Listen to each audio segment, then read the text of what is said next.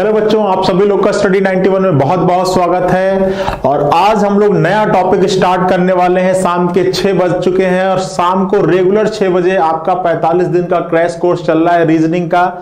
पिछली क्लास में हम लोगों ने इनइक्वालिटी का टॉपिक खत्म किया था और आज नया टॉपिक स्टार्ट करने वाले हैं, बहुत ही कंफ्यूजिंग, जिसमें आपको रहता है सिलोजिज्म, जिसको आप क्या कहते हैं, न्याय निगमन। ठीक है, आज बिल्कुल पहला पार्ट बिल्कुल बेसिक से स्टार्ट करेंगे और कहीं ना कहीं ये टॉपिक आपके लॉजिकल रीजनिंग के लिए भी हेल्पफुल रहता है बच्चा। तो फटाफट एक बार कॉपी पेन निकाल लीजिए। जितने लोग लाइव है भैया एक बार लिंक को शेयर कर दे। हम लोग सेशन को स्टार्ट करेंगे और बिल्कुल बेसिक चीजें मैं आपको थ्योरेटिकल फॉर्म में बताऊंगा कि इस टॉपिक को थ्योरेटिकली कैसे सॉल्व करते हैं और इसका सबसे बेस्ट मेथड है वेन आरेख। ठीक है, तो सबसे पहले थोड़ा थ्योरी डिस्कस कर लें, उसके बाद हम लोग वेन आरेख के माध्यम से सारे टाइप को डिस्कस करने वाले हैं। ठीक है, तो फटाफट देखिए, अगर सिलॉक्स की बात किया जाए, सिलोजिज्म की बात किया जाए, तो देखिए सिलोजिज्म का जो सबसे इंपॉर्टेंट चीज है उसमें दो चीजें बात ध्यान में आती हैं। ठीक है, अगर हम लोग सिलोजिज्म की बात करें, सिलॉक्स की बात करें, तो सिलॉक्स के अंतर्गत दो चीजें आपको एग्जाम में दिया रहता है। क्या दिया रहता है? कुछ कथन दिए रहते हैं और इस कथन के आधार पर कुछ निष्कर्ष दिए रहते हैं। ठीक है, कुछ स्टेटमेंट दिया रहता है और इस स्टेटमेंट के आधार पर कुछ आपके कंक्लूजन दिए रहते हैं। और स्टेटमेंट, आपके प्रश्न में दिया गया स्टेटमेंट व्यवहारिक रूप से सही हो या ना हो, लेकिन आपको मान लेना होता है कि एग्जामिनर जो कह रहा है वो सही है और उसके आधार पर आपको चेक करना रहता है कि जो आपको निष्कर्ष दिया गया है वो निष्कर्ष हमारे इस कथन का अनुसरण कर रहा है या नहीं कर रहा है। ठीक है, तो अगर सिलॉक्स की बात आती है तो दो चीजें ध्यान में आया है, कि स्टेटमेंट और दूसरा क्या, कंक्लूजन। ठीक है, अब सबसे पहले मैं अगर आपसे पूछूं कि किसी स्टेटमेंट क्या है, स्टेटमेंट सीधे सीधे कि किसी विषय के संदर्भ में जो हम अपनी राय रखते हैं वो हमारा क्या कहलाता है, वो हमारा कथन कहलाता है। पहले थ्योरेटिकल फॉर्म में समझिएगा चीजों को। ठीक है, स्टेटमेंट क्या होता है कि किसी विषय के संदर्भ में जो हम अपनी राय रखते हैं वो हमारा क्या कहलाता है, स्टेटमेंट कहलाता है, वो हमारा कथन कहलाता है। ठीक है, अब कथन आपका क्या होता है, कथन आपका पॉजिटिव हो सकता है या तो निगेटिव हो सकता है। ठीक है, मतलब अगर किसी विषय के संदर्भ में जो हम अपनी राय रखते हैं वो राय उसके सपोर्ट में रखेंगे या तो उसके विरोध में रखेंगे। अगर हम किसी विषय के संदर्भ में सपोर्ट में अपनी राय रखते हैं तो वो कथन हमारे लिए क्या कहलाता है, पॉजिटिव कहलाता है। और अगर किसी विषय के विरोध में हम अपनी राय रखते हैं तो वो क्या कहलाता है, निगेटिव कहलाता है। तो सीधी सी बात है कि कथन जो होता है वो दो टाइप का होता है, एक होता है पॉजिटिव होता है और एक होता है आपका निगेटिव। एक होता है पॉजिटिव और दूसरा होता है आपका निगेटिव। ठीक है, मतलब किसी भी विषय के संदर्भ में जो हम अपनी राय रखते हैं वो हमारा कथन कहलाएगा। कथन दो टाइप का होता है, या तो पॉजिटिव होगा या तो निगेटिव। ठीक है, अगर हम किसी के सपोर्ट में होंगे तो वो कथन हमारे लिए पॉजिटिव हो जाएगा और अगर किसी के विरोध में होंगे तो वो हम क्या हो जाएगा, निगेटिव हो जाएगा। ठीक है, जैसे सीधी सी बात है कि मान लीजिए कि कोई, जैसे अभी किसान बिल का मुद्दा चल रहा था, ठीक है, कुछ दिन पहले। अभी तो मान लीजिए सारी शर्तें सरकार आपकी क्या कर ली है कि मतलब उसको हटा दी है, किसान बिल को जो लागू की थी उसको क्या कर ली है, खत्म कर दी है।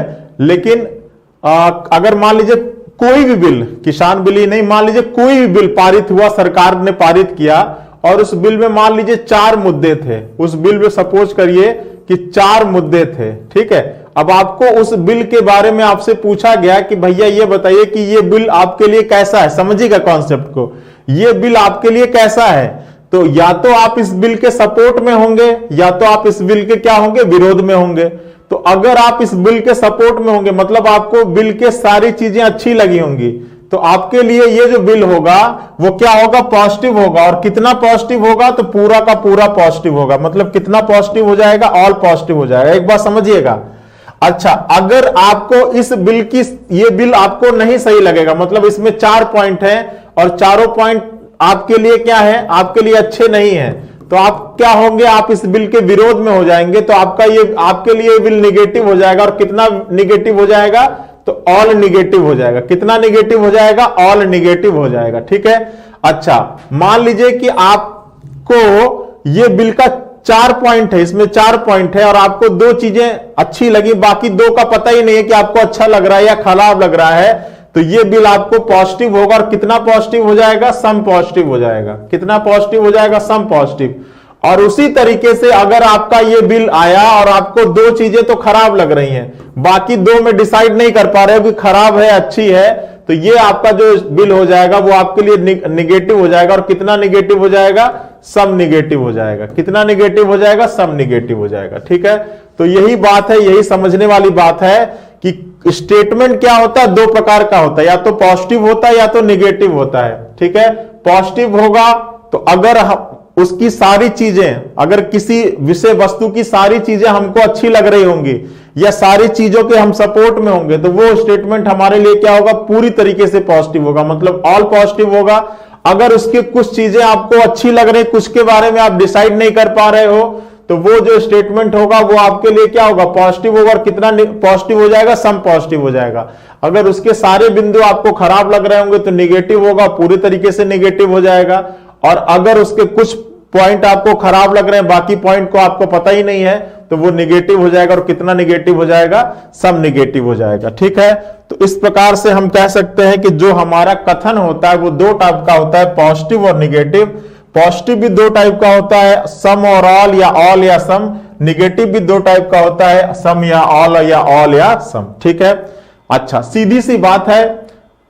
अब निष्कर्ष क्या होता है, कंक्लूजन क्या होता है? तो कंक्लूजन हमेशा किसी कथन के आधार पर हम कंक्लूजन निकालते हैं। ठीक है, जैसे अगर मान लो आज आप पहली क्लास मेरी कर रहे हो, बहुत बच्चे होंगे जो आज पहले दिन मेरी क्लास कर रहे होंगे। ठीक है, या मान लीजिए आप किसी कोचिंग इंस्टीट्यूट में गए और वहां आपको एडमिशन लेना है। ठीक है, और वहां पर आपने किसी बच्चे, कोई बच्चा उस कोचिंग से निकल रहा था और आपने उस बच्चे से पूछा कि बताओ बच्चा यहां पर कैसी पढ़ाई की जाती है। तो अगर वो बच्चा उस कोचिंग में पहले पढ़ रखा होगा, ठीक है, बहुत लोग होंगे जो इंक्वायरी लेके निकलते होंगे कोचिंग से, बहुत लोग होंगे जो क्लास करके निकलते होंगे। तो अगर आप क्लास करके निकलने वाले बच्चे से अगर आप पूछोगे तो वो जितनी क्लास अब तक करता हुआ आया था उसके आधार पर वो किसी ना किसी कंक्लूजन पे पहुंचता है, निष्कर्ष पर। अब अगर आपने उससे पूछा कि बताओ उस कोचिंग में कैसा पढ़ाया जाता है, तो अगर उसने क्लास किया होगा पहले तो वो कहेगा कि भैया उस कोचिंग में अगर उसको चीजें समझ में आई होंगी तो वो उस कोचिंग के बारे में डेफिनेट बोलेगा, मतलब निश्चित रूप से बोलेगा। तो सीधी सी बात है कि जो निष्कर्ष होता है वो दो टाइप का होता है, एक होता है डेफिनेट, ध्यान से समझिएगा, एक होता है डेफिनेट और दूसरा होता है पॉसिबिलिटी। हम बैंकिंग सेक्शन को भी कवर करते हुए चल रहे हैं। ठीक है, एक होता है डेफिनेट और दूसरा होता है पॉसिबिलिटी। ठीक है, निष्कर्ष जो आपका दो टाइप का होता है, एक होता है डेफिनेट और दूसरा होता है आपका पॉसिबिलिटी। ठीक है, अब देखिए, अगर किसी कथन के बारे में आपको जानकारी होती है, अगर किसी कथन के बारे में आपको जानकारी होती है तो जिस निष्कर्ष पे पहुंचते हो वो हमेशा आप डेफिनेट निष्कर्ष पे पहुंचते हो। और अगर किसी कथन के बारे में आपको जानकारी नहीं होता है तो जो आप निष्कर्ष निकालते हो वो हमेशा क्या निकालते हो? पॉसिबिलिटी में निकालते हो। ठीक है, जैसे अगर कोई ट्रेन है और पता है कि वो 8 बजे आती है, मान लीजिए किसी प्लेटफॉर्म पे वो 8 बजे आती है, और कोई आपसे पूछे कि बताइए ये ट्रेन कितने बजे आती है, क्या ये 7:45 पर आती है क्या? तो आप कहोगे 7:45 पे नहीं आती है, वो 8 बजे आती है। ठीक है, तो आपने उसके बारे में क्या बोला? डेफिनेट बोला। और अगर यही चीज अगर आपको नहीं पता होगी तो फिर आप संभावना में बोलोगे, कहोगे कि सर हो सकता है 7:45 पे आती हो सकता है 8:10 पे आती हो, हमको पता नहीं है। क्योंकि क्यों नहीं पता है? क्यों आप संभावना में बोल रहे? क्यों आप बोल रहे हो कि हो सकता है कि 8:10 पे आती हो सकता है 7:45 पे आते हो? आप सकना क्यों लगा रहे हो? आप संभावना क्यों व्यक्त कर रहे हो? क्योंकि आपको कथन के बारे में जानकारी नहीं है। तो सीधी सी बात है कि अगर आपको कथन के बारे में जानकारी नहीं होती है तो आप हमेशा क्या व्यक्त करते हो? संभावना व्यक्त करते हो। और जब आपको कथन के बारे में जानकारी होती है तो आप हमेशा क्या बोलते हो? डेफिनेट में चीजों को बोलते हो। जैसे मान लीजिए कि आप साइंस के स्टूडेंट हो, मैथ के स्टूडेंट हो, साइंस के स्टूडेंट हो, और आपसे हिस्ट्री जियोग्राफी के बारे में पूछा जाए तो जनरली साइंस वाले बच्चों का जो ये जीएस वाला पोर्शन है वो कहीं ना कहीं वीक होता है। मान लीजिए आपको हिस्ट्री के बारे में नॉलेज नहीं है। अब अगर हिस्ट्री के बारे में नॉलेज नहीं है और आपसे हिस्ट्री का कोई क्वेश्चन पूछ दिया जाए और आपने उस टॉपिक को नहीं पढ़ रखा है, ठीक है, तो जैसे अगर आपसे पूछा जाए कि बताइए अकबर के पिता का क्या नाम है, अब आपने नहीं पढ़ रखा है तो आप कहोगे कि सर हो सकता है हुमायूं हो सकता है औरंगजेब हो, हमको इस विषय के बारे में जानकारी नहीं है। लेकिन अगर यही साइंस वाले बच्चे से अगर पूछा जाए कि विद्युत धारा का मात्रक क्या होगा, तो वो कहेगा कंफर्म हो गया कि उसका मात्रक क्या होगा बच्चा, एम्पियर होगा। ठीक है, तो जिस विषय के बारे में हमको जानकारी होती है उस विषय के बारे में हम हमेशा डेफिनेट में बात करते हैं, और अगर जानकारी नहीं होगी तो फिर हम संभावना व्यक्त करेंगे, हम वहां पर किसका यूज करेंगे, पॉसिबिलिटी का यूज करेंगे। ठीक है, अब सीधी सी बात है कि अगर कथन के बारे में हमको जानकारी है और जानकारी हमको पॉजिटिव है, तो जो चीज हम डेफिनेट में बोलेंगे वो कैसा बोलेंगे, वो हम पॉजिटिव ही बोलेंगे, कभी निगेटिव नहीं बोलेंगे। ठीक है, अच्छा अगर कथन के बारे में हमको जानकारी है और वो जानकारी निगेटिव है तो फिर हम कैसा बोलेंगे, निगेटिव ही बोलेंगे, सीधी सी बात है। और इसी तरह संभावना भी हम हमेशा पॉजिटिव और निगेटिव दोनों चीजों में व्यक्त करेंगे। ठीक है, पूरे बैंकिंग लेवल का आपको चीजें मैं कवर कराऊंगा, अभी थोड़ा सा बेसिक में आपको समझा रहा हूं। अब जो पॉजिटिव और निगेटिव होगा ये भी आपका क्या होगा, सम होगा और ऑल होगा, निगेटिव भी आपका सम होगा और ऑल होगा, ये भी आपका सम होगा और ऑल होगा, और ये भी आपका क्या हो जाएगा, सम हो जाएगा और क्या हो जाएगा, ऑल हो जाएगा। ठीक है, तो देखिए ये समझने वाली बात है कि जैसे मैंने बताया अभी कि अगर आप किसी कोचिंग इंस्टीट्यूट में पढ़ रहे हो, मान लीजिए मेरी ही क्लास है, अगर आप रीजनिंग की क्लास डेली करते हुए आ रहे होगे और कोई बाहर बच्चा आपसे पूछेगा क्लास के बाहर कि बताइए सर कैसा पढ़ाते हैं, तो अगर आप हमारी क्लास करते हुए आ रहे होगे तो आपको अगर चीजें समझ में आई होंगी तो आप हमारे बारे में कैसा बोलोगे, डेफिनेट की पॉसिबिलिटी। भाई पॉसिबिलिटी तब व्यक्त करते जब आप हमारी क्लास नहीं करके आते, तो आप बोलते कि हो सकता है कि सर अच्छा पढ़ाते हो सकता है सर खराब पढ़ाते हो, हमको इस विषय के बारे में कोई जानकारी नहीं है। लेकिन अगर आप हमारी क्लास रेगुलर करते हुए आ रहे हो और आपको क्लास प्रॉपर समझ में आ रही है तो आप बोलोगे, आप डेफिनेट में बोलोगे, और क्या बोलोगे कि सर क्या बोलोगे, पॉजिटिव बोलोगे, क्योंकि आपको चीजें क्या हो रही है, समझ में आ रही हैं। और अगर सारा टॉपिक समझ में आ रहा होगा तो आप ऑल पॉजिटिव बोलोगे। अगर आपने दो टॉपिक पढ़ रखा होगा, दो ही समझ में आया होगा, अभी आपने बाकी नहीं पढ़ रखा होगा, तो आप हमारे बारे में पॉजिटिव बोलोगे। और कितना पॉजिटिव बोलोगे, सम पॉजिटिव बोलोगे। भाई दो टॉपिक पढ़ के आप सारे विषय के बारे में तो नहीं बोल दोगे ना कि सर सारा टॉपिक अच्छा पढ़ाते हैं। अगर आपने दो टॉपिक अच्छा पढ़ रखा है तो आप पॉजिटिव में मेरे बारे में थोड़ा ही पॉजिटिव बोलोगे, पूरा पूरा पॉजिटिव नहीं बोलने लगोगे। ठीक है, तो ये आपका फ्लो चार्ट होता है सिलोजिज्म का, जिसको न्याय निगमन कहते हैं। न्याय निगमन की बात किया जाए तो दो चीजों का जिक्र होता है, एक आपका कथन होता है और एक आपका निष्कर्ष होता है। कथन की बात करें तो दो चीजें होती है, एक पॉजिटिव और एक आपका निगेटिव। पॉजिटिव भी दो टाइप का होगा, ऑल और सम। निगेटिव भी दो टाइप का होगा, ऑल और सम। अगर निष्कर्ष की बात करें तो निष्कर्ष दो टाइप का होता है, एक डेफिनेट और एक पॉसिबिलिटी। डेफिनेट दो टाइप का होगा, पॉजिटिव और निगेटिव। पॉसिबिलिटी भी दो टाइप का होगा, पॉजिटिव और निगेटिव। ठीक है, तो अगर इस तरीके से सिलोजिज्म में अगर हम लोग देखें तो टाइप ऑफ स्टेटमेंट कितने प्रकार का हो गया, तो 1 2 3 और 4, टोटल कितने प्रकार के कथन हो सकते हैं, 4 प्रकार के हो सकते हैं। और अगर निष्कर्ष की बात किया जाए तो निष्कर्ष कितने प्रकार का हो सकता है, 1 2 3 4 5 6 7 और 8। निष्कर्ष कितने प्रकार का हो सकता है, तो निष्कर्ष हो सकता है आपका कितने प्रकार का बच्चा, 8 प्रकार का। ठीक है, बताइए कोई दिक्कत, कोई परेशानी, कोई समस्या। ठीक है, चीजों को नोट डाउन करते हुए चलिएगा। ठीक है, चलिए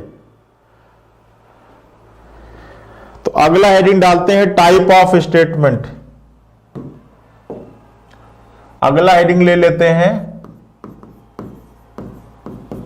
type of statement.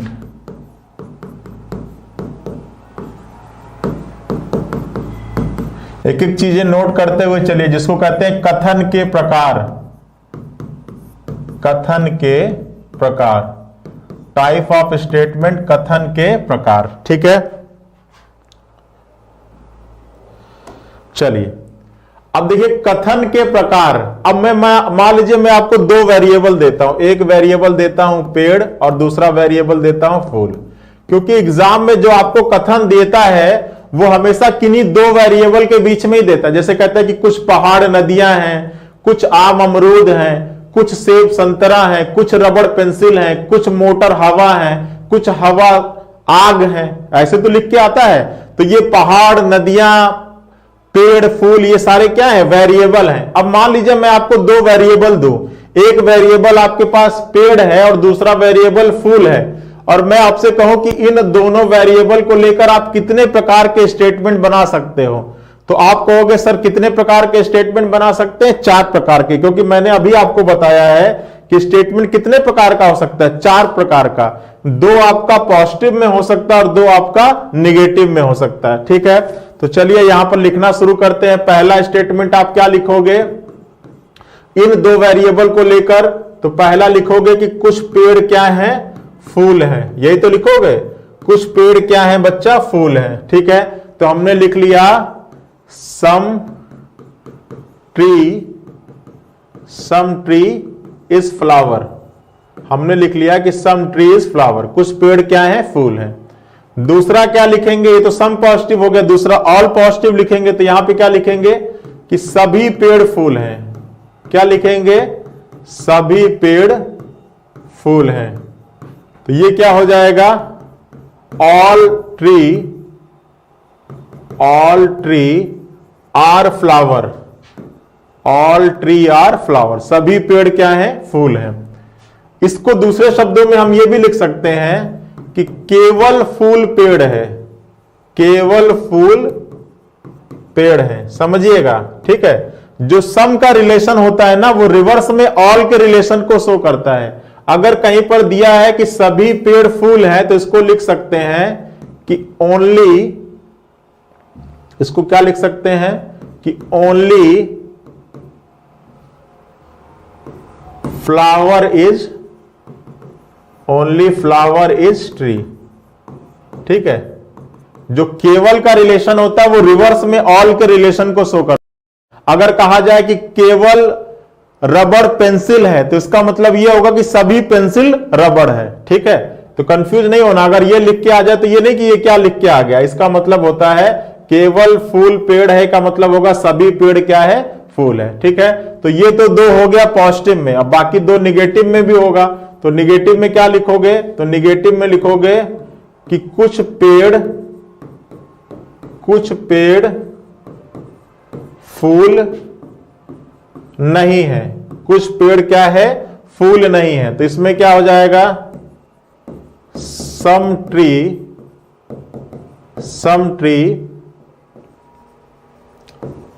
Are not flower. ठीक है, सम ट्री आर नॉट फ्लावर। और लास्ट में है कि कोई पेड़ फूल नहीं है। कोई पेड़ मतलब सभी पेड़ क्या नहीं है? फूल नहीं है। सभी पेड़ क्या है? फूल नहीं है। तो इसको क्या हो जाएगा? कोई पेड़ फूल नहीं है मतलब सभी पेड़ फूल नहीं। तो इसको लिख सकते हैं कि no tree are flower. No tree are flower. ठीक है, नो ट्री आर फ्लावर। ठीक है, सब कोई पेड़ फूल नहीं है। तो ये 4 टाइप के स्टेटमेंट बन सकते हैं अगर किसी 2 वेरिएबल से बनाने को बोला जाए तो। ठीक है, 2 वेरिएबल हमने आपको दिया था। पहला क्या था? पेड़ था, और दूसरा क्या था? फूल था। और इन दोनों वेरिएबल से अगर हमने 4 स्टेटमेंट बनाने को बोला तो पहला बनेगा कुछ पेड़ फूल है, सम ट्री इज फ्लावर। सभी पेड़ फूल हैं, ऑल ट्री आर फ्लावर। इसको दूसरे शब्दों में लिख सकते हैं केवल फूल पेड़ है, ओनली फ्लावर इज ट्री। फिर होगा कुछ पेड़ फूल नहीं है, सम ट्री आर नॉट फ्लावर। ठीक है, और लास्ट में क्या हो जाएगा? कोई पेड़ फूल नहीं है। कोई का मतलब होता है सभी। कोई का मतलब क्या होता है? सभी। ठीक है, कोई पेड़ फूल नहीं है मतलब सभी पेड़ फूल नहीं है, और ये क्या हो जाएगा? No tree are flower. ठीक है, तो किन्हीं 2 वेरिएबल को लेकर हम ये 4 प्रकार के स्टेटमेंट बना सकते हैं। 2 आपका पॉजिटिव में बनता है और 2 आपका निगेटिव में। पॉजिटिव में 2 प्रकार क्या क्या होगा? एक सम पॉजिटिव और एक ऑल पॉजिटिव, और एक सम निगेटिव और एक ऑल निगेटिव। ठीक है, अब हम क्या करेंगे? अब हम हर एक स्टेटमेंट को उठाएंगे। अब हम क्या करेंगे बच्चा? हर एक स्टेटमेंट को उठाएंगे और देखेंगे कि उस स्टेटमेंट से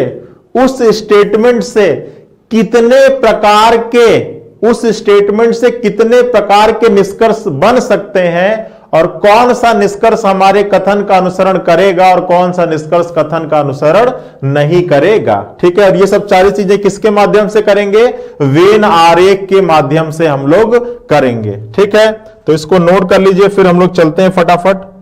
सारी चीजें नोट करते रहिएगा और जितने लोग लाइव हैं भैया एक बार लिंक को शेयर कर दें।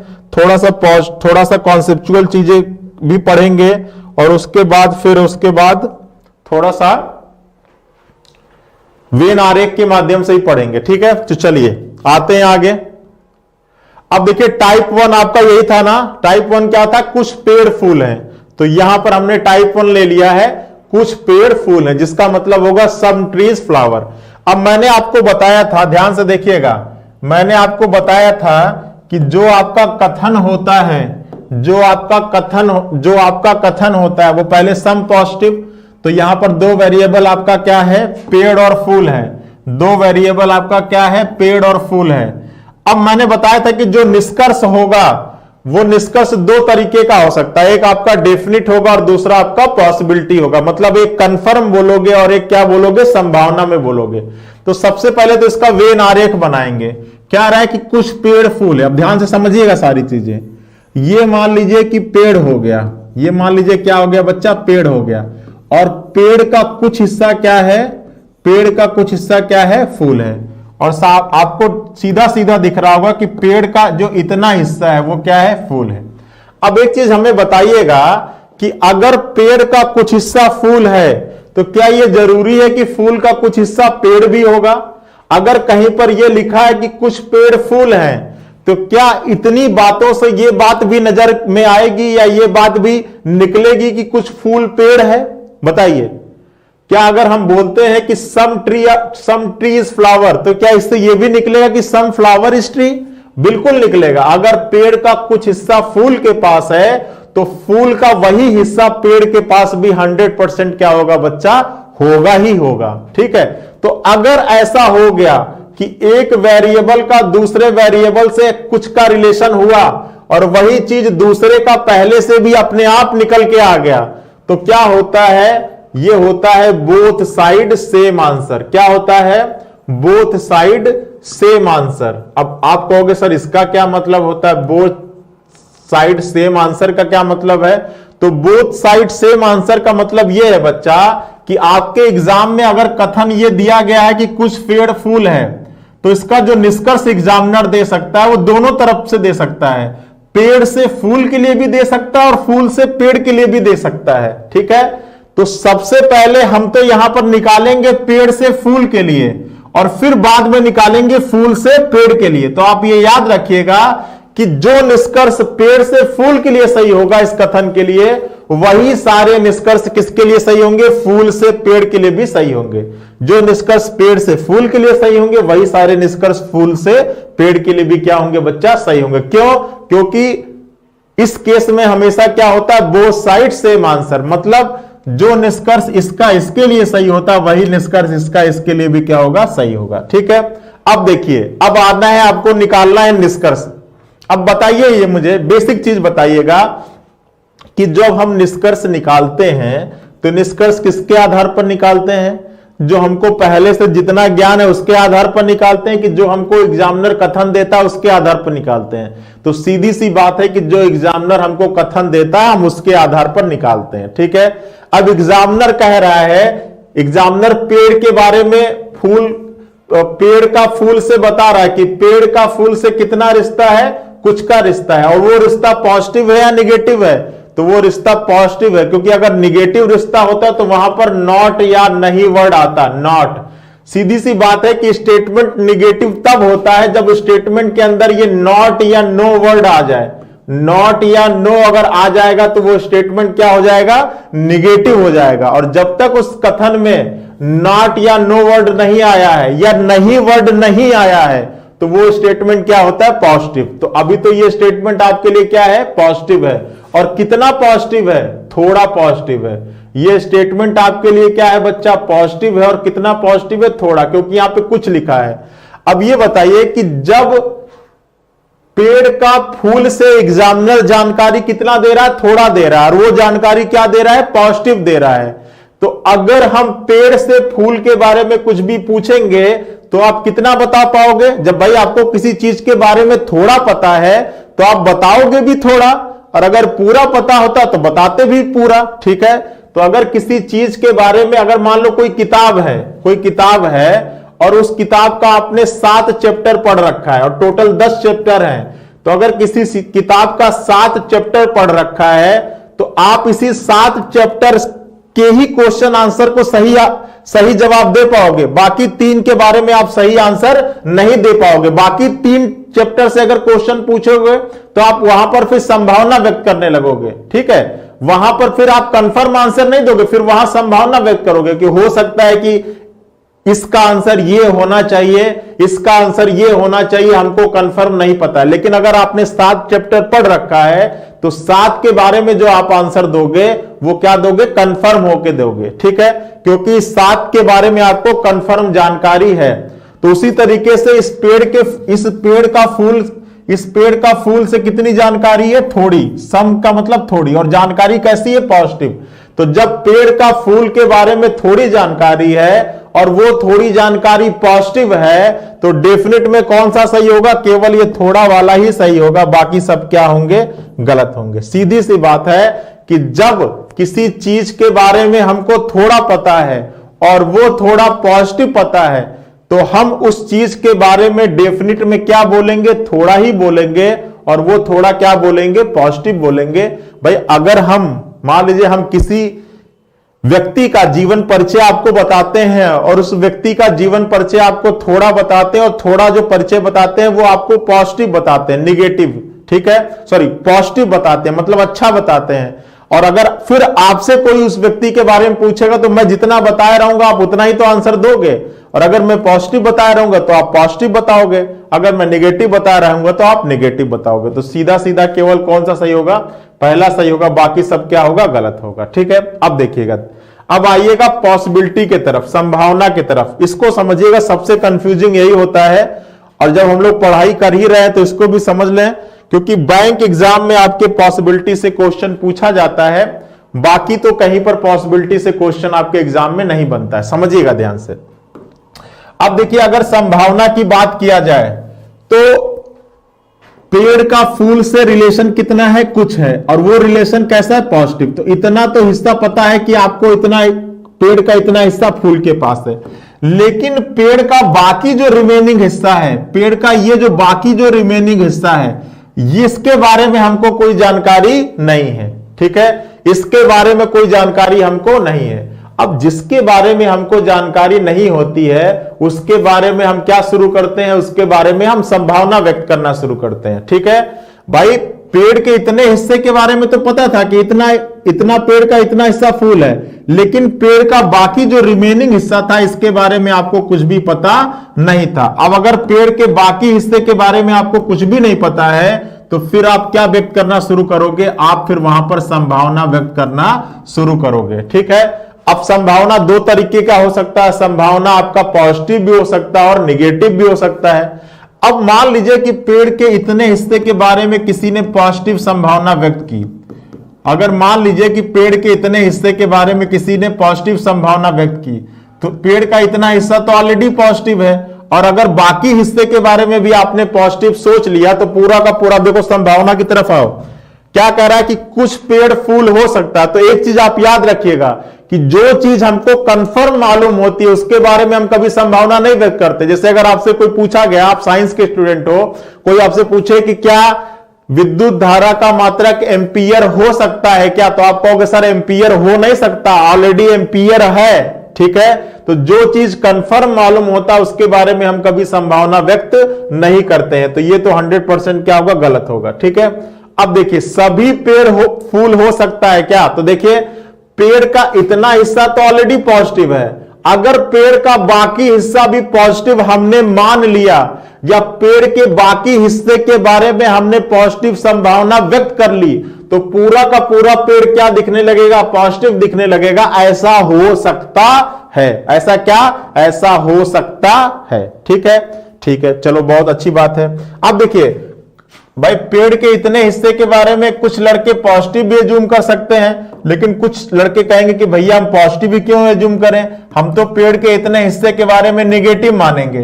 क्योंकि भाई जिस हिस्से के बारे में हमको नहीं पता है, उस हिस्से के बारे में हम दो संभावना व्यक्त कर सकते हैं, या तो उसके बारे में सकारात्मक बोलेंगे या तो नकारात्मक बोलेंगे। अगर सकारात्मक बोले तो इतना पार्ट तो पहले से ही सकारात्मक था, पहले से ही पॉजिटिव था, तो ये तो पूरा का पूरा पॉजिटिव होगा। लेकिन अगर नकारात्मक बोले तो ये भाग तो कभी नहीं बदलने वाला, क्योंकि ये दिया है कि कुछ पेड़ फूल है, लेकिन जो बाकी रिमेनिंग हिस्सा है वो क्या हो सकता है, वो पॉजिटिव भी हो सकता है, निगेटिव भी हो सकता है। तो अगर निगेटिव हुआ तो ये वाली संभावना क्या होगा, सही हो जाएगी, कुछ पेड़ फूल नहीं हो सकता है। ठीक है। अच्छा, लास्ट कह रहा है कि कोई पेड़ नहीं फूल हो सकता, मतलब क्या ये सारा का सारा पेड़ फूल नहीं हो सकता, तो ऐसा कभी होगा ही नहीं। क्यों? क्योंकि ये इतना पेड़ तो हमेशा ही फूल रहेगा। क्यों? क्योंकि ये हमारा कथन दिया है। तो ये क्या हो जाएगा बच्चा, ये आपका गलत हो जाएगा। तो देखिए यहां पर ये दोनों सही होगा और यहां पर केवल ये पहला वाला सही होगा, बाकी सब ये क्या होगा, गलत होगा। ठीक है। तो सीधी सी बात आप ये समझिएगा, सीधी सी बात आपको ये समझना है कि कथन में एक व्यक्ति का दूसरे व्यक्ति से, एक वेरिएबल का दूसरे वेरिएबल से जितनी जानकारी दी रहती है, डेफिनिट में केवल उतना ही सही होता है, बाकी सब क्या होता है, गलत होता है। ठीक है। अब अगर जानकारी थोड़ी दी गई है, अगर जानकारी सम दी गई है, तो डेफिनिट में केवल सम वाला ही सही होगा, और अगर जानकारी ऑल दी गई होगी तो वहां पर सम भी सही होगा, वहां पर सम भी सही होगा, और वहां पर क्या सही होगा, वहां पर सम भी सही होगा और वहां पर ऑल भी सही होगा, क्योंकि सम और सम मिलाने पर ही ऑल बनता है। सम और सम को जब आपस में मिला देते हैं तो ही आपका क्या बनता है, ऑल बनता है। ठीक है। तो अगर जानकारी थोड़ी होगी तो पॉजिटिव में थोड़ा सही होगा, और अगर जानकारी पूरी होगी तो थोड़ा भी सही होगा और पूरा भी सही होगा, क्योंकि सम और सम को मिलाते हैं। तो भाई अगर किसी किताब के बारे में हम पूरा पढ़ रखे हैं, तो चाहे उस किताब से एक टॉपिक से क्वेश्चन पूछो, चाहे 10 टॉपिक से क्वेश्चन पूछो, हम सबका आंसर कंफर्म होके देंगे। लेकिन अगर किसी किताब के 5 ही टॉपिक को पढ़ रखे हैं तो केवल हम उसी 5 टॉपिक से आंसर दे पाएंगे, बाकी 5 टॉपिक के बारे में हम कंफर्म आंसर नहीं देंगे, उसके बारे में फिर क्या व्यक्त करेंगे, संभावना व्यक्त करेंगे। ठीक है। आई बात समझ में? बताइए, कोई दिक्कत, कोई परेशानी, कोई समस्या? चीजें क्लियर है? अच्छा, इस चीज को समझने का मैं आपको एक बिल्कुल बेसिक सा देता हूं। ठीक है। बिल्कुल बेसिक सा मैं आपको बताता हूं। देखिए अभी तक जिसको नहीं समझ में आया वो बिल्कुल समझ में आ जाएगा। देखिए आपका एग्जांपल ले लेता हूं। मान लीजिए कि आप एग्जाम देने गए, आप रेलवे एनटीपीसी का एग्जाम देने गए, ठीक है, या मैं आपका मॉक टेस्ट ले रहा हूं। मॉक टेस्ट आप सभी लोगों का चल रहा है, आपको पता है कि संस्था की तरफ से 15 मॉक टेस्ट आपको दिया जा रहा है। ठीक है। आप हमारे स्टडी 91 ऐप पर जाकर उस मॉक टेस्ट को परचेज कर सकते हैं। मान लीजिए कि आपने मॉक टेस्ट दिया रेलवे का, और रेलवे में क्या आता है, मैथ आता है, रीजनिंग आता है, साइंस आता है, और आपका बाकी जीएस वाला पोर्शन आता है। साइंस को मैंने अलग मान लिया जीएस से, वैसे जनरली साइंस जीएस में ही शामिल है। मान लीजिए आपने रेलवे एनटीपीसी का पेपर दिया, समझिएगा ध्यान से, इसी को मैं आपको इस एग्जाम्पल के माध्यम से समझाऊंगा, और देखिए आपको बहुत बेहतरीन तरीके से समझ में आएगा। मान लीजिए आपने रेलवे एनटीपीसी का मॉक टेस्ट दिया आज, और आपको मैंने मॉक टेस्ट के केवल मैथ सेक्शन का मार्क्स आपको बता दिया, और मैथ में बता दिया कि मैथ में भाई आप पास हो, बाकी का आपको अभी मैंने कुछ भी नहीं बताया है। ध्यान से समझिएगा, आज आपने रेलवे एनटीपीसी का मॉक टेस्ट दिया मॉर्निंग में, और मैंने थोड़ी देर बाद केवल मैथ सेक्शन का मार्क्स आप सभी को बता दिया, और आपको यह कह दिया कि मैथ सेक्शन में आप क्या हो बच्चा, पास हो। बाकी रीजनिंग, साइंस और जीएस के मार्क्स के में मैंने आपको कुछ भी नहीं बताया है। ठीक है। अब मैं जो चीजें आपसे पूछूंगा, या तो आप उसका आंसर या तो यस दीजिएगा या तो नो दीजिएगा, बीच का कुछ भी मत बोलिएगा। ठीक है। चलिए समझिएगा, इतनी जानकारी है, इतनी जानकारी के आधार पर देखिए मैं आपको निष्कर्ष कुछ पूछूंगा और आप आंसर या तो यस दे, नो देना। ठीक है। मैं इसको इस कथन से रिलेट करने की कोशिश कर रहा हूं, क्योंकि इस कथन में भी थोड़ी जानकारी थी, और थोड़ी जानकारी क्या थी, पॉजिटिव थी। इसी प्रकार से मैं आपके इस रेलवे एनटीपीसी के मॉडल पेपर में मैंने आपको थोड़ा पास किया, और थोड़ा पास कर रहा हूं तो मतलब पॉजिटिव ही व्यक्त कर रहा हूं। ठीक है। चलो अब आओ, अगर मैं आपसे पूछूं, बोलिएगा यस या नो, सभी लोग कमेंट करेंगे, क्या आप कुछ सब्जेक्ट में पास हैं? तो इतनी जानकारी के आधार पर आप यस बोलोगे या नो बोलोगे? तो भाई अगर आप मैथ सेक्शन में पास हो तो बिल्कुल आप कुछ सब्जेक्ट में पास हो, बिल्कुल आप क्या बोलोगे? यस, बिल्कुल कुछ सब्जेक्ट में पास हैं। अगर मैं इतनी जानकारी के आधार पर आपसे बोलूं कि क्या आप सभी सेक्शन में पास हो, तो आप कहोगे सर बाकी 3 सेक्शन का मार्क्स तो आपने बताया ही नहीं है, आपने केवल मैथ के बारे में बता दिया था तुरंत कि भाई मैथ में तो हम पास हो गए, लेकिन बाकी 3 के बारे में जब तक आप नहीं बताओगे तब तक हम कंफर्म कहां से बोलेंगे कि बाकी हम सेक्शन में पास हैं या नहीं है? तो अभी हम इस चीज को कंफर्म नहीं बोल सकते हैं, ठीक है। चलिए मैं आपसे पूछूं कि क्या बाकी सेक्शन में या कुछ सेक्शन में आप फेल हो, तो कहोगे कि केवल एक का ही बताया ही आपने, उसमें हम पास हैं, बाकी में फेल है या पास हैं, ये जब तक नहीं बता देंगे जब तक आप हमको उसके बारे में जानकारी ना दे दो, तो ये भी क्या होगा? गलत होगा। मैं आपसे पूछूं कि क्या सारे सेक्शन में फेल हो, तो कहोगे सर ये तो पॉसिबल ही नहीं है, क्योंकि एक में ऑलरेडी क्या हो चुके हैं? पास हो चुके हैं। तो ये भी क्या होगा बच्चा? गलत होगा। आ रही बात समझ में? तो देखिए इतनी जानकारी के आधार पर केवल कौन सा सही निकला? पहले सही निकला, बाकी सब क्या निकले? गलत निकले। अब आइए संभावना को भी शुरू करते हैं। मैं आपसे पूछूं इतनी जानकारी के आधार पर कि क्या कुछ सब्जेक्ट में पास होने की संभावना है क्या? तो कहो सर कि आप हम पे संभावना मत व्यक्त करिए, एक सेक्शन में हम ऑलरेडी पास हो चुके हैं, कुछ सेक्शन में पास होने की संभावना नहीं है, कुछ सेक्शन में ऑलरेडी पास हो चुके हैं, तो ये क्या हो गया? गलत। मैं आपसे पूछूं कि क्या सारे सेक्शन में पास होने की संभावना है क्या?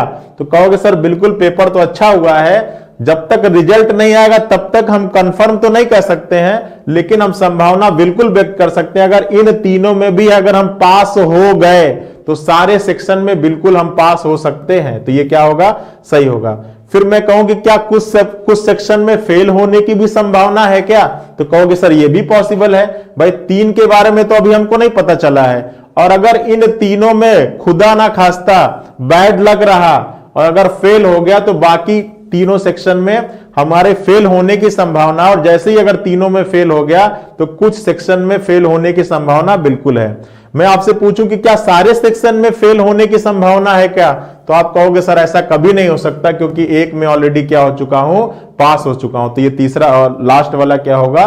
गलत होगा। तो देखा मैंने, ये आपको बेसिक एग्जांपल से भी मैंने आपको समझा दिया कि यहां पर भी केवल पहला सही आया, और संभावना में कौन सा सही आया? दूसरा या तीसरा सही आया, ठीक है। और आप ये भी याद रखिएगा कि किसी एक कथन के लिए जो संभावना सही होता है वो हमेशा पेयर में सही होता है, ठीक है। संभावना में जो आपका निष्कर्ष सही होगा वो हमेशा पेयर में, या तो 0 निष्कर्ष सही होगा, या तो 2 सही होगा, या तो 4 सही होगा, ठीक है। कभी 1 या 3 निष्कर्ष सही नहीं होगा, ये भी आप ध्यान से याद रखिएगा, ठीक है। तो इसको लिख लीजिए, इसको फटाफट लिख लीजिए। चीजें समझ में आ रही हो? बिल्कुल देखिए बेसिक से हर एक चीज लेकर चलेंगे, ठीक है, कोई जल्दीबाजी नहीं। अब देखिए, अब एग्जामिनर का ये तो हुआ कहां से? पेड़ से फूल के लिए कथन यही है। अब एग्जामिनर पेड़ से फूल के लिए भी पूछ सकता है, फूल से पेड़ के लिए भी पूछ सकता है। तो कुल मिला के आपको यह याद रखना है कि किसी एक कथन से एग्जामिनर के पास कुल कितने कंक्लूजन बन सकते हैं? तो कुल 16 कंक्लूजन बन सकते हैं। 8 कंक्लूजन आपको सामने दिखाई पड़ रहा है, 4 डेफिनेट में, 4 पॉसिबिलिटी में, और यही 8 कंक्लूजन आपका इसी स्टेटमेंट के लिए इस प्रकार से भी बन सकता है। किस प्रकार से? कथन वही रहेगा, कुछ पेड़ क्या है? फूल है, जैसा कि यहां पे था, कुछ पेड़ क्या है? फूल है। लेकिन अब हम जो बात करेंगे वो किससे किसके लिए करेंगे? फूल से पेड़ के लिए बात करेंगे। अब जो बात करेंगे हम किससे किसके लिए बात करेंगे? फूल से पेड़ के लिए बात करेंगे। लेकिन हमने शुरुआत में ही बता दिया कि अगर कुछ पेड़ फूल होता है तो कुछ फूल भी क्या होता है? पेड़ होता है। तो जो निष्कर्ष आपका पेड़ से फूल के लिए सही होता है वही सारे निष्कर्ष फूल से पेड़ के लिए भी क्या होते हैं बच्चा? सही होते हैं। क्योंकि यहां पे लिखा था ना, बोथ साइड सेम आंसर, मतलब जो निष्कर्ष अभी सही है डेफिनिट के लिए, वही निष्कर्ष फूल से पेड़ के लिए भी सही होंगे, और जो निष्कर्ष अभी सही है पॉसिबिलिटी के लिए, वही निष्कर्ष आपका फूल से पेड़ में पॉसिबिलिटी में भी सही होंगे। ठीक है, तो देखिए जहां जहां पेड़ था वहां वहां फूल लिख लीजिए। इसमें भी ये केवल पहला सही होगा, बाकी सब गलत हो जाएगा। और इसमें कौन सा सही होगा? दूसरा और तीसरा, बाकी ये सब क्या हो जाएगा बच्चा? गलत हो जाएगा। क्या है? बस फिगर आपका क्या है? फिगर वही रहेगा, क्योंकि स्टेटमेंट हमने नहीं बदला है, बस हमने निष्कर्ष बदल दिया है। अब मैं आपको बताना चाहता था कि इस कथन के लिए एग्जामिनर ऐसे भी पूछ सकता है, एग्जामिनर ऐसे भी पूछ सकता है, मतलब एग्जामिनर सीधा सीधा भी पूछ सकता है और एग्जामिनर उल्टा भी पूछ सकता है। तो आपको दोनों तरफ से आपको जानकारी होनी चाहिए। ठीक है, नोट कर लीजिए।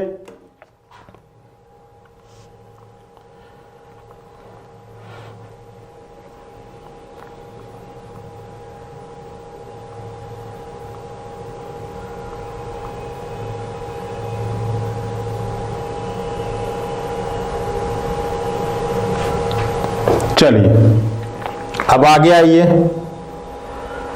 अब देखिए टाइप नंबर 2, एक तो हमने सम डिस्कस कर लिया और दूसरा डिस्कस कर रहे हैं ऑल। अब इसको भी ध्यान से समझिए, क्या दिया गया है यहां पर? सभी पेड़ फूल हैं, या इसको हमने बताया था कि दूसरे शब्दों में क्या लिख सकते हैं? इसको दूसरे शब्दों में लिख सकते हैं कि केवल फूल क्या है? केवल फूल क्या है? पेड़ है। ठीक है, सभी पेड़ फूल है, और इसको दूसरे शब्दों में क्या लिख सकते हैं कि केवल फूल क्या है? पेड़ है। ठीक है, दोनों का मतलब एक ही चीज है। अब देखिए सभी पेड़ फूल है या केवल फूल क्या है? पेड़ है। तो देखिए अब इसका कैसे बनेगा? तो ये आपका क्या हो गया? पेड़ हो गया। और ये पूरा का पूरा पेड़ किसके पास है? फूल के पास है। ये जो पूरा का पूरा पेड़ है ये किसके पास है? फूल के पास। अब ये मुझे बताइए बच्चा आप कि अगर सभी पेड़ फूल हैं तो क्या इससे ये बात निकल के आएगी क्या कि सभी फूल भी पेड़ होगा? जैसे यहां पर आप निकाल ले रहे थे, यहां पर देखिए, यहां पर आपका निकल के आ रहा था कि अगर कुछ पेड़ फूल हैं तो आप ये भी बोल सकते थे कि कुछ फूल पेड़ हैं। ठीक है, और ऐसा बोल सकने के कारण हमने बोल दिया कि बोथ साइड क्या होगा? Same answer. मतलब जो निष्कर्ष पेड़ से फूल के लिए सही होंगे वही सारे निष्कर्ष फूल से किसके लिए सही होंगे? पेड़ के लिए भी सही होंगे। तो क्या वो चीज यहां भी फॉलो होंगी? क्या अगर सभी पेड़ फूल है तो क्या इससे ये बात भी निकल के आएगी क्या कि सभी फूल पेड़ है? ऐसा निकल के आएगा क्या? ऐसा बिल्कुल नहीं निकल के आएगा।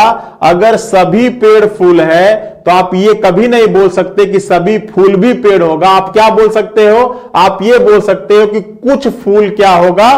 पेड़ होगा, क्योंकि पेड़ के अंदर फूल का कितना हिस्सा आ रहा है? कुछ हिस्सा आ रहा है। आ रही बात समझ में? तो यहां पर बोथ साइड सेम आंसर नहीं होगा, यहां पर बोथ साइड सेम आंसर नहीं होगा। इसका मतलब है कि जो निष्कर्ष पेड़ से फूल के लिए सही है वही सारे निष्कर्ष फूल से पेड़ के लिए सही नहीं होंगे। आपको अलग अलग क्या करना होगा? चेक करना होगा। तो सबसे पहले हम लोग डिस्कस कर लेते हैं किसके लिए? पेड़ से फूल के लिए, ट्री टू फ्लावर। ठीक है, अब ये बताइए कि यहां पर पेड़ का फूल से कितनी जानकारी है? यहां पर पेड़ का फूल से कितनी जानकारी है? तो जानकारी कितनी है? पूरी है। जानकारी पॉजिटिव है कि निगेटिव है? तो जानकारी पॉजिटिव है। पॉजिटिव कैसे पता कि पॉजिटिव है? क्योंकि यहां पर नहीं वर्ड नहीं आ रहा है। अगर नहीं वर्ड यहां पर मौजूद होता, दिखाई पड़ रहा होता, तो ये फिर जानकारी कैसी हो जाती? फिर ये जानकारी निगेटिव हो जाती। तो अभी का पेड़ से फूल के लिए जानकारी कैसी है? पूरी है, और पूरी मतलब ऑल है, और ऑल कैसी है? पॉजिटिव है। ठीक है, अब ये बताओ कि अगर आप किसी किताब को पूरा पढ़ रखे हो, अगर किसी किताब के अंदर 10 टॉपिक है और 10 टॉपिक को आपने पढ़ रखा है, तो चाहे आपके उस एक टॉपिक से आपको क्वेश्चन पूछा जाए, चाहे 2 टॉपिक से, चाहे 10 टॉपिक से, सबका आंसर आप सही दोगे और कंफर्म होके दोगे ना? बताओ, अगर किसी किताब में 10 टॉपिक है और 10 टॉपिक को आपने पढ़ लिया, ठीक है, और आपने मान लो कोई व्यक्ति है और किसी व्यक्ति का जीवन परिचय 10 पेज में दिया है और आपने 10 पेज को पढ़ रखा है और 10 पेज में उस व्यक्ति के बारे में पॉजिटिव चीजें बताई गई हैं, सकारात्मक चीजें बताई गई हैं, तो ये बताओ कि चाहे उस पेज के एक टॉपिक से क्वेश्चन पूछा जाए, चाहे 10 से, सबका आंसर आप क्या दोगे? कंफर्म होके दोगे। और आंसर कैसा दोगे, जैसा पढ़े होगे। आपने पॉजिटिव पढ़ा है तो पॉजिटिव दोगे।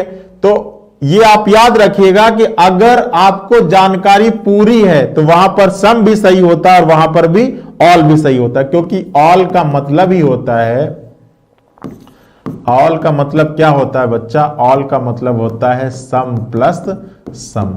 ठीक है, मतलब कुछ और कुछ मिलके क्या बनता है, ऑल बनता है। ठीक है, कुछ और कुछ मिलकर ऑल बनता है। तो जहां पर सम होगा वहां पर ऑल नहीं सही होगा। अगर आपने 5 टॉपिक पढ़ रखा है तो 5 ही का आंसर दे पाओगे, 10 से आंसर नहीं दे पाओगे। लेकिन अगर आपने सारे टॉपिक पढ़ रखा है तो चाहे 5 से पूछा जाए चाहे 10 से पूछा जाए, सबका आंसर आप कंफर्म दोगे। तो जहां पर ऑल होता है वहां पर सम भी सही होगा और ऑल भी सही होगा, और जहां पर सम होगा वहां पर केवल सम होगा, वहां पर फिर ऑल सही नहीं होगा। ठीक है, तो देखिए सीधी सी बात है। तो यहां पर कौन कौन सही हो जाएगा, यहां पर पहला और दूसरा आपका क्या होगा, सही हो जाएगा। तीसरा चौथा क्या हो जाएगा, सही गलत हो जाएगा। क्यों, क्योंकि यहां पर निगेटिव आ रहा है और आपका स्टेटमेंट क्या है, पॉजिटिव। तो जब भाई स्टेटमेंट पॉजिटिव हो तो आप जो कंक्लूजन निकालेंगे वो भी क्या निकालेंगे, पॉजिटिव। भाई आपको कोई चीज अगर पॉजिटिव पता है तो आप बोलोगे भी उसके बारे में पॉजिटिव ही ना, और अगर पॉजिटिव पूरा पता है तो आप थोड़ा भी पॉजिटिव बोलोगे उसके बारे में और पूरा पूरा भी पॉजिटिव बोलोगे उसके बारे में। तो ये दोनों आपका सही होगा और बाकी ये क्या होगा, गलत, क्योंकि ये निगेटिव है। ठीक है, तो अगर ये स्टेटमेंट आपका पॉजिटिव देगा तो उस केस में तो निगेटिव तो कभी सही होगा ही नहीं। ठीक है, अब आइए संभावना में। अब ये बताइए कि हम संभावना कहां व्यक्त करते हैं, जहां पर हमको जानकारी नहीं होती है। ठीक है, संभावना हम वहां व्यक्त करते हैं जहां पर हमको जानकारी नहीं होती। अब ये बताइए कि यहां पर तो सीधा सीधा एग्जामिनर कह दिया कि भैया ये जो पूरा का पूरा पेड़ है ये क्या है, फूल है। तो यहां पर तो एग्जामिनर ने सारे पेड़ के बारे में जानकारी दे दिया कि जो सारा का सारा पेड़ है वो क्या है, फूल है। तो जब आपको पेड़ के बारे में पूरी जानकारी हो ही गई है, एग्जामिनर ने बता ही दिया कि सारा का सारा पेड़ फूल है, तो फिर तो वहां पर संभावना व्यक्त करने के लिए कुछ बचा ही नहीं। तो सारी की सारी संभावनाएं क्या हो जाएंगी, गलत हो जाएंगी। ठीक है, जब कोई चीज आपको पूरा पता होता है तो फिर वहां पर संभावना नहीं व्यक्त करते हैं। वहां पर फिर जितनी भी संभावना आपके सामने आएगी वो सारी संभावनाएं क्या हो जाएंगी, गलत हो जाएगा। जो आपके डेफिनिट होगा वही क्या होगा, सही होगा। अब डेफिनिट में कौन सा सही होगा, तो अगर जानकारी पॉजिटिव है तो डेफिनिट में दोनों पॉजिटिव वाला सही होता, और अगर यही जानकारी निगेटिव होती तो डेफिनिट में दोनों क्या होता, निगेटिव वाला भी क्या होता, सही होता। ठीक है, बताइए कोई दिक्कत, कोई परेशानी, कोई समस्या। अब इसको आप उस एग्जाम्पल से भी समझ सकते हो। किस एग्जाम्पल से, जो मैंने बताया था आपको। मान लीजिए कि आपने रेलवे एनटीपीसी का एग्जाम दिया, मॉक टेस्ट जो होता है डेली। आज मैंने मॉक टेस्ट लिया, उसमें मैथ दिया आपको, रीजनिंग दिया, साइंस दिया और जीएस दिया। ये 4 सेक्शन मैंने आपको दिया।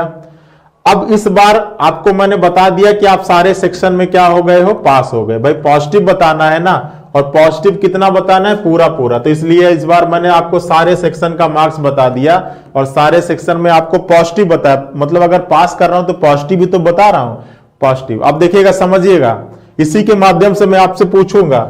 अब इस बार मैंने आपको सारे सेक्शन का मार्क्स बता दिया और सब में कह दिया कि भैया आप क्या हो, पास हो। चलो मैं पूछता हूं आपसे, ठीक है, आप बताना। इतने जानकारी के आधार पर मैं अगर आपसे पूछूं कि क्या आप कुछ सेक्शन में पास हो, कुछ सेक्शन में क्या आप पास हो, तो बिल्कुल भाई, जब सभी में पास हो तो कुछ में तो पास हो गई। मैं आपसे पूछूं कि क्या सभी सेक्शन में पास हो, तो कहोगे सर बिल्कुल सभी में पास है। मैं आपसे पूछूं कि क्या कुछ सेक्शन में फेल हो, तो कहोगे सर ये तो पॉसिबल ही नहीं, क्योंकि सारे में ऑलरेडी क्या हो चुके हैं, पास हो चुके हैं। मैं आपसे पूछूं कि क्या सारे सेक्शन में फेल हो, तो कहोगे सर ये भी पॉसिबल नहीं, क्योंकि सारे में ऑलरेडी क्या हो चुके हैं, बच्चा पास हो चुके हैं। ठीक है, अब आइए संभावना में।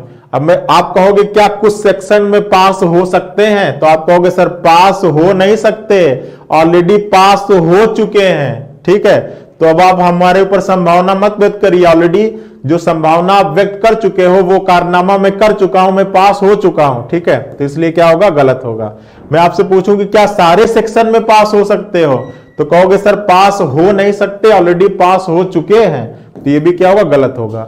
फिर कहो क्या कुछ सेक्शन में फेल भी हो सकते हो, तो कहोगे सर ये तो पॉसिबल ही नहीं है, क्योंकि ऑलरेडी में सारे में क्या हो चुके हैं, पास हो चुके हैं। क्या सारे में फेल हो सकते हो? कहोगे सर ये भी पॉसिबल नहीं है, क्योंकि सारे में ऑलरेडी क्या हो चुके हैं, पास हो चुके हैं। ठीक है, तो बताइए समझ में आया? तो सीधा सीधा आप याद रखिएगा कि अगर एक वेरिएबल का दूसरे वेरिएबल से पूरी जानकारी दी गई है तो सारा डेफिनेट कंक्लूजन सही होता है, सारी पॉसिबिलिटी क्या होती है, गलत होती है। ठीक है, बस डिपेंड इस बात का करता है कि जानकारी कैसी दी गई। अगर जानकारी पॉजिटिव है तो सारा डेफिनेट का मतलब सम और ऑल दोनों, ठीक है, सारा डेफिनेट पॉजिटिव वाला सही होगा, और अगर जानकारी निगेटिव है तो सारा डेफिनेट निगेटिव वाला क्या होगा बच्चा, सही होगा। ठीक है, चीजें क्लियर हैं? अब देखिए, ये तो हो गया इस स्टेटमेंट के लिए पेड़ से फूल की बात। किससे किसकी बात? पेड़ से फूल की बात। लेकिन एग्जामिनर इसी कथन के आधार पर फूल से पेड़ के लिए भी पूछ सकता है, क्योंकि मैंने बताया कि किसी भी कथन से कुल कितने निष्कर्ष बन सकते हैं, 16 निष्कर्ष। 8 निष्कर्ष बन सकते हैं पहले का दूसरे वेरिएबल से, और बाकी 8 बन सकते हैं दूसरे का पहले वेरिएबल से। तो चलिए कथन हम इसी को रखते हैं, यहां पर चेंज कर लेते हैं और यहां पर डिस्कस कर लेते हैं कि इसी कथन के लिए फूल से पेड़ के बारे में क्या चीजें निकल कर आती हैं। कथन हमने वही रखा है, अब हमको निकालना है फूल से पेड़ के लिए। तो पहले तो फिगर बना ले, क्या कह रहा है, सभी पेड़ क्या है, समझिएगा क्या कह रहा है कि सभी पेड़ क्या है, फूल है। तो ये आपका पेड़ हो गया, और सारे के सारे पेड़ क्या है, फूल हैं। ठीक है, सारे के सारे पेड़ मतलब ये जो सभी पेड़ हैं वो क्या है, फूल हैं। और सभी पेड़ का मतलब कितना हिस्सा है, ये जो सभी पेड़ है, ये जो सभी पेड़ है, ये फूल का कितना हिस्सा है, ये फूल का कुछ हिस्सा है। मतलब जो सभी पेड़ हैं वो कितने के बराबर हैं, कुछ फूल के बराबर हैं। ठीक है, अब अगर निष्कर्ष आपका फूल पेड़ के बारे में निकालना है तो इस कथन से हमको ये जानकारी भी निकालनी होगी कि इस कथन से कितनी जानकारी फूल का पेड़ के बारे में निकलती है। तो अगर सभी पेड़ फूल हैं तो हम ये लिख सकते हैं कि कुछ फूल क्या है, कुछ फूल क्या है, पेड़ हैं। यही तो लिखेंगे, कुछ फूल क्या है, पेड़ हैं। भाई जो सभी पेड़ हैं वो कितने फूल के बराबर है, कुछ फूल के बराबर है। तो इस कथन को हम क्या लिख सकते हैं, कुछ फूल क्या है, पेड़ है। आ रही बात समझ में? तो अब भी बताओ कि अब फूल का पेड़ से कितनी जानकारी निकल गई। इस कथन के आधार पर फूल का पेड़ से कितनी जानकारी निकली, कुछ जानकारी निकली। और मैंने सबसे पहले टाइप नंबर 1 आपको यही पढ़ाया था कि अगर एक वेरिएबल का दूसरे वेरिएबल से थोड़ी जानकारी है तो और जानकारी पॉजिटिव है तो डेफिनेट में केवल ये पहला वाला ही सही होगा, बाकी सब ये क्या हो जाएंगे, गलत हो जाएंगे। क्योंकि फूल का पेड़ से कितनी जानकारी है, थोड़ी है, और वो थोड़ी जानकारी कैसी है, पॉजिटिव है, इसलिए केवल ये पॉजिटिव वाला ही सही होगा, बाकी सब क्या होगा, गलत होगा। और संभावना की बात किया जाए तो संभावना में दूसरा और तीसरा सही होगा, बाकी पहला और चौथा क्या होगा बच्चा, गलत होगा। ठीक है, ये मैंने आपको टाइप नंबर 1 में अभी बताया थोड़ी देर पहले ही। ठीक है, ये सारी चीजें मैंने अभी टाइप नंबर 1 में आपको थोड़ी देर पहले बताया है। ठीक है, बताइए इतनी चीजें क्लियर हैं, इतनी चीजें आपके सामने क्लियर हैं। चलिए तो आज की क्लास के लिए इतना ही रखते हैं। जितना मैंने अभी पढ़ाया आपको इन सबको रिवाइज करके आइएगा। कल की क्लास में इसका टाइप नंबर 3 और 4 डिस्कस करेंगे, मतलब जो निगेटिव चीजें उसको डिस्कस करेंगे। आज केवल पॉजिटिव चीजें डिस्कस किए हैं, और एग्जाम्पल के माध्यम से मैंने थ्योरेटिकल भी थोड़ा सा आपको समझाने की कोशिश किया। जस्ट एग्जाम्पल लिया मैंने, थ्योरेटिकल थोड़ा सा समझाने की कोशिश किया। उसके बाद में वेन आरेख के माध्यम से भी समझाने की कोशिश किया। आज पॉजिटिव चीजों को डिस्कस किया, कल इसके नेगेटिव टर्म्स को डिस्कस करेंगे। उसके बाद आइदर और को डिस्कस करके उसके बाद फिर ढेर सारे क्वेश्चंस को लगाएंगे। ठीक है, तो आज की क्लास में इतना ही। मुलाकात करते हैं कल आपसे इसी समय पर। तब तक सभी लोग अपना ख्याल रखिएगा, अपना ध्यान रखिएगा। Thank you.